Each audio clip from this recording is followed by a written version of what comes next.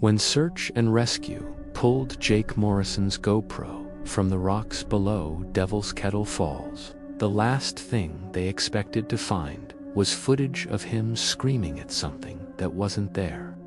The waterfall in Minnesota's Judge C.R. Magnus State Park has baffled scientists for decades. Half the Brule River plunges 50 feet into a visible pool below, while the other half vanishes into a pothole called Devil's Kettleland. No one knows where that water goes. Researchers have dropped GPS trackers, ping pong balls, even bright green dye into the kettle.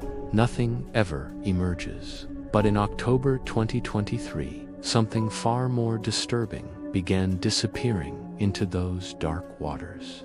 Jake Morrison, 23, was an experienced hiker and amateur filmmaker who'd been documenting Minnesota's most mysterious natural landmarks. His social media showed him as fearless, always pushing boundaries for the perfect shot. On October 15th, he posted his final Instagram story, going to solve the Devil's Kettle mystery once and for all.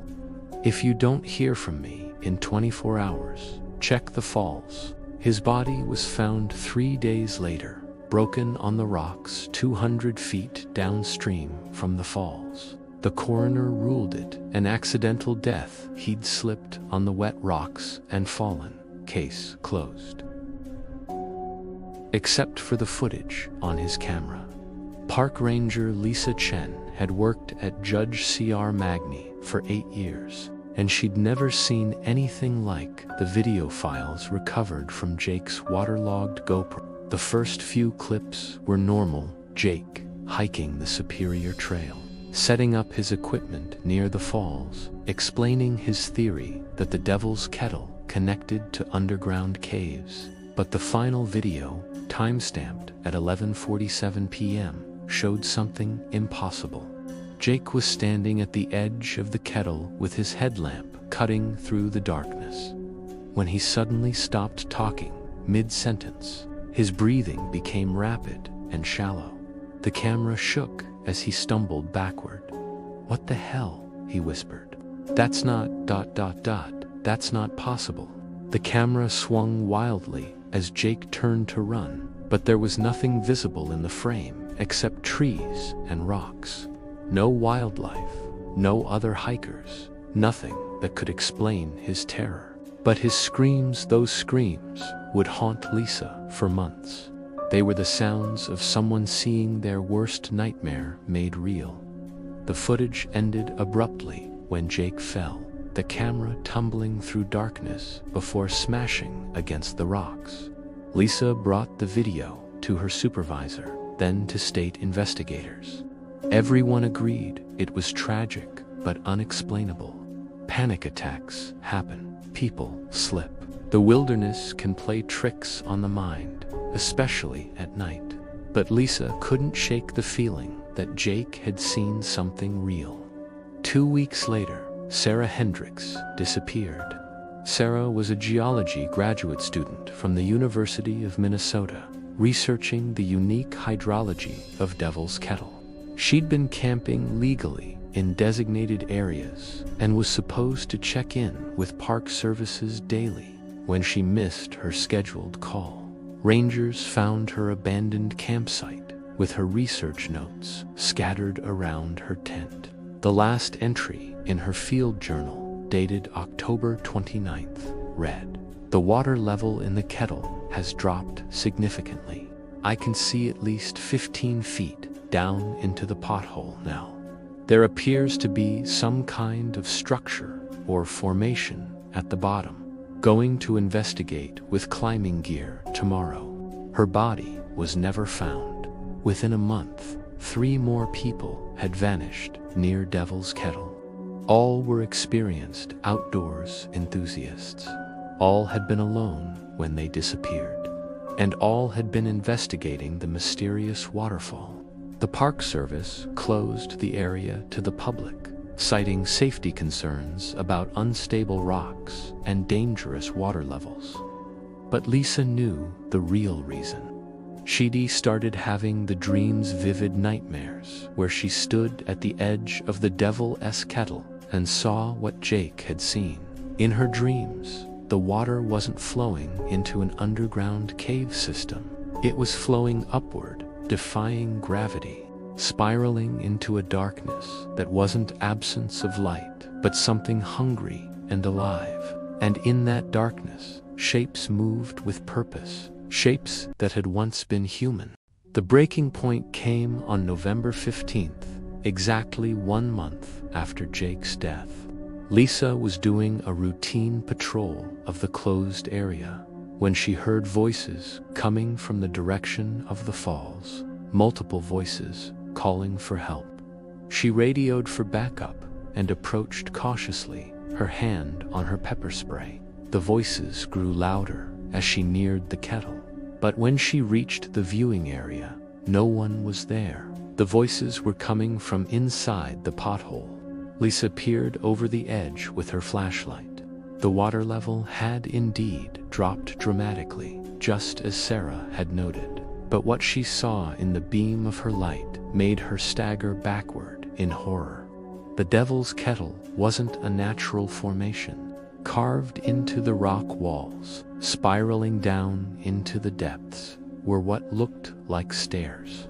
Ancient, weathered steps that disappeared into absolute darkness. And clinging to those steps, barely visible in the shadows, were human figures. They were moving, climbing upward with jerky, unnatural motions. Lisa ran back to her truck and called every agency she could think of: state police, FBI, National Guard.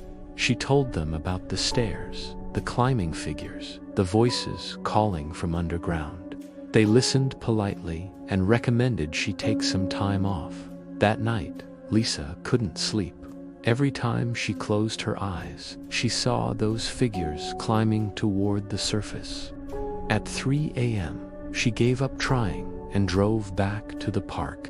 The Devil's Kettle was empty. No water flowed into the pothole at all. The entire right fork of the Brule River had simply stopped, leaving behind only damp rocks and the stench of something long dead. And carved into the exposed rock face, in letters 3 feet tall, was a single word: hungry.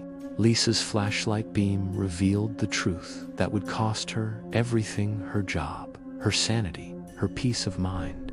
The steps weren't carved into the rock. They were made of bones, human bones, compressed and fused together by unimaginable pressure and time, and they were still warm. The figures she'd seen weren't climbing up the stairs. They were building them, adding their own bones to the structure with each death, creating a stairway between worlds, a pathway for something ancient and starving to finally emerge after centuries of patient waiting. Lisa tried to run, but the ground beneath her feet began to crack and split. Through the gaps, she could see more stairs, more bone pathways spreading like a vast underground web that disappeared had UNT fallen into Devil's Kettle. Been called to help complete a construction project that had been ongoing since before the area was settled. Her truck wouldn't start. Her radio was dead. Even her cell phone showed no signal, though she was standing in an area that had always had full coverage. As the sun began to rise on November 16th, Lisa made a choice that would haunt the few who found her final report. She couldn't let whatever was climbing those bone stairs reach the surface. She couldn't let it spread beyond this cursed place. The explosion that destroyed the Devil's Kettle was felt for miles. Park officials claimed it was a natural gas pocket that had built up in the underground cave system.